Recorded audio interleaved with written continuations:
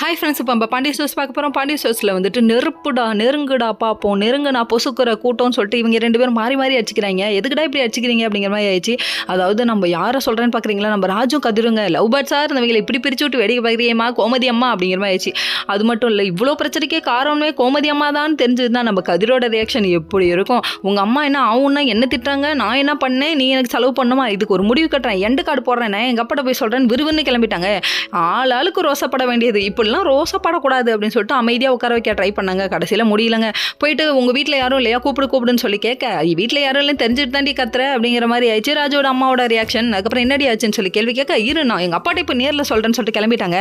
அதுக்கப்புறம் மீனா சமாதானம் பண்ணு கதிரே, இல்லைன்னா மொத்த பேரோட சோழியும் முடிஞ்சது அப்படின்னு சொல்லிட்டு இவங்க சொல்லிட்டாங்க. சொன்னதுக்கப்புறமா சரின்னு சொல்லிட்டு இவங்க வேகமாக வர, ராஜி அமைதியாகுமா, பத்திரகாளியாக ஆடுறியே, இப்படி கொஞ்சம் பொறுமையாக உட்காருமான்னு சொல்லிட்டு உட்கார வைக்க, எனக்கு தண்ணி வேணும் வாங்கிக்கொடு அப்படிங்கிறாங்க.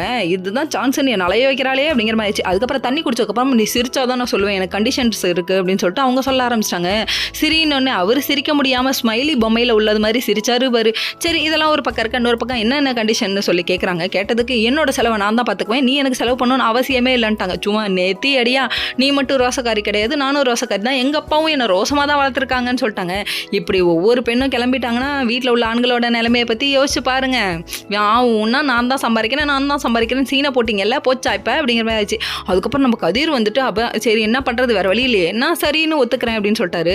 நீ ஒத்துக்க மாட்டப்பா, நீ சத்தியம் பண்ணி கொடுன்னு சத்தியம் வாங்கிட்டாங்க.